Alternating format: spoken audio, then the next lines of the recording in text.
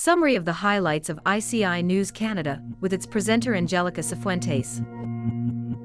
In a move that is affecting many people on both sides of the border, the United States Postal Service has temporarily suspended accepting mail destined for Canada. The move was prompted by an ongoing strike by Canada Post workers that has left about 55,000 employees without service for more than 2 weeks. U.S. postal officials have advised customers to refrain from shipping items to the neighboring country until further notice.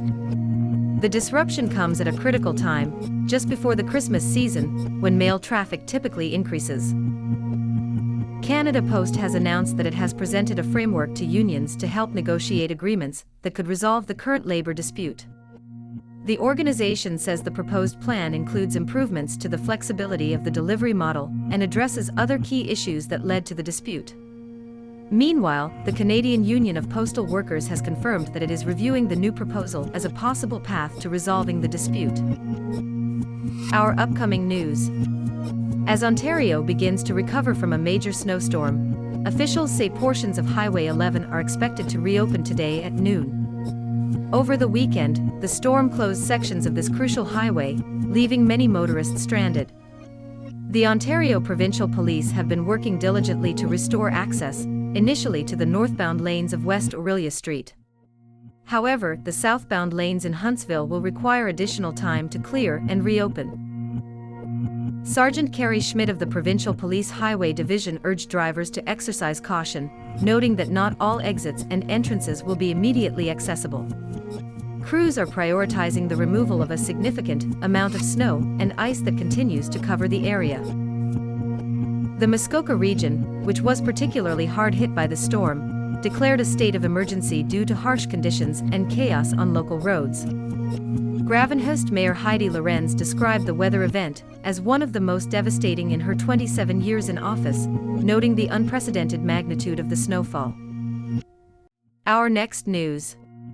In an effort to strengthen bilateral relations in the context of possible U.S. tariffs, Canadian Prime Minister Justin Trudeau recently met with Donald Trump at Mar-a-Lago. Over dinner, the two leaders discussed the threat posed by Trump's proposed 25% tariff on Canadian goods, conditional on improved security at Canada's border. The issue is part of a broader set of strategies to address concerns about immigration and drug trafficking. In addition to tariffs, discussions on the measures covered issues of trade, defense, the situation in Ukraine, NATO commitments, and energy cooperation. Trudeau reaffirmed the goal of these negotiations, to avoid harmful economic damage to both nations, emphasizing the critical interdependence between their economies.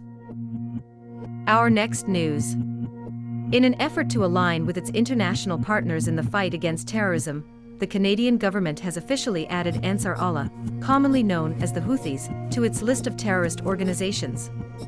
This Yemen-based Shiite insurgent group has been involved in actions that destabilize maritime trade in the Red Sea, and has shown solidarity with the Palestinian population by attacking with drones and missiles. The designation has far-reaching implications, allowing Canadian banks to freeze the group's assets, and law enforcement to prosecute those who materially support it. It also bars anyone affiliated with Ansar Allah from entering the country. With these measures, Canada is strengthening its global commitment to combating terrorism, according to Dominic LeBlanc, Minister of Public Safety. This position is reflected in ongoing international efforts, as the United States and the United Kingdom have taken similar measures, positioning themselves against the group's disruptive actions in the region. The Canadian government further noted that while these militants are known as Houthis, they should not be confused with the Yemeni ethnic group that bears the same name. This clarification is crucial to avoid misunderstandings and provide an accurate approach to the conflict in the Middle East, highlighting links to other organizations, such as the Islamic Revolutionary Guard Corps and Hezbollah, already recognized as terrorists in Canada.